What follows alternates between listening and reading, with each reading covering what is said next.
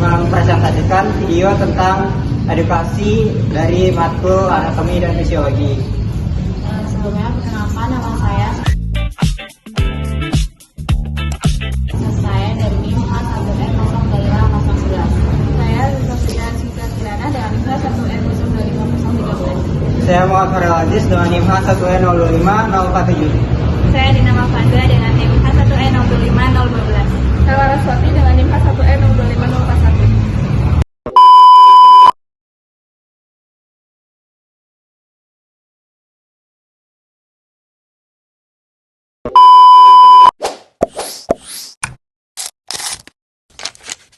Aku mau tanya deh, kalau buat kulit sendiri, kalau misalkan sering terjadi gesekan sama kulit bakal terjadi iritasi nggak sih?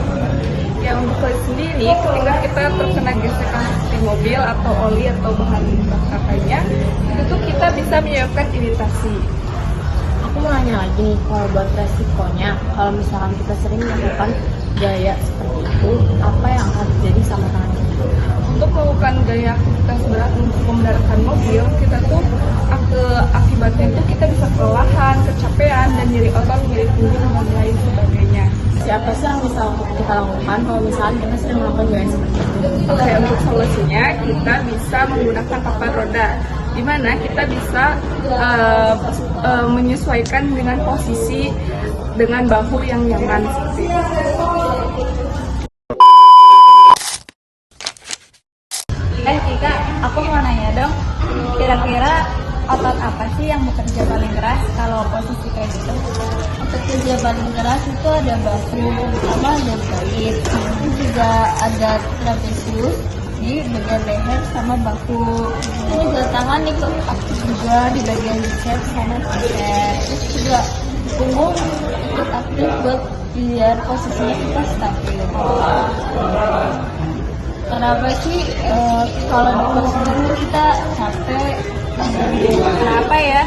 Oh, ini Nasiki, mungkin karena kan si montir itu kan mengangkat tangannya terus dan dengan waktu yang lama, jadi itu kan bisa menghambat udara masuk ke otot kan. Maksudnya kayak jadi ototnya nggak dapat oksigen yang maksimal, jadi itu menyebabkan kurang oksigen aja, jadi cepat sampai otot panas. Kika, kira-kira sendi apa sih yang paling terbebani? Paling terbebani itu sendi bagian bahu. Selain itu juga leher bisa ikut sakit karena kepala terus menghadap ke atas. Selain itu juga kalau misal posisinya punggungnya kita nggak benar, itu bisa bikin gak nyaman. Iya.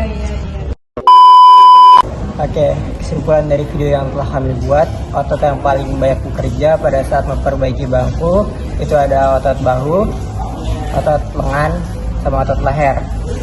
Karena itu otot paling banyak bekerja. Untuk jenis kontraksinya itu kebanyakan kontraksi isometrik karena ototnya itu paling bekerja dengan isometrik. Dan juga untuk fisiologisnya.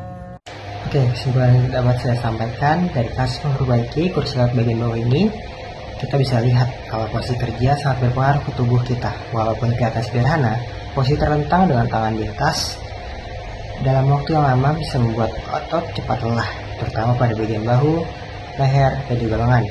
Selain itu, sendi bahu juga menjadi lebih terbebani, dan jika dilakukan secara terus-menerus tanpa istirahat, dapat menimbulkan rasa nyeri, bahkan juga cedera. Dari sini, dapat diambil kesimpulan bahwa tubuh memiliki batas, sehingga penting untuk memperhatikan postur kerja yang baik. Dengan pose yang lebih nyaman, penggunaan alas atau alat bantu, serta istirahat yang cukup, resiko kelelahan dan cedera dapat jauh lebih dikurangi. Jadi intinya, pekerjaan tetap bisa dilakukan secara maksimal tanpa mengabaikan resiko kesehatan tubuh. Selain itu, penting juga untuk memperhatikan durasi kerja agar tidak terlalu lama dalam satu posisi. Melakukan peregangan secara ringan secara berkala juga dapat membantu menjaga fleksibilitas otot dan sendi. Penggunaan teknik kerja yang lebih ergonomis juga dapat mengurangi beban pada tubuh. Dengan kebiasaan yang baik, kesehatan tubuh tetap terjaga dalam jangka panjang. Sekian presentasi video dari kelompok kami. Terima kasih. I just had to let you know you're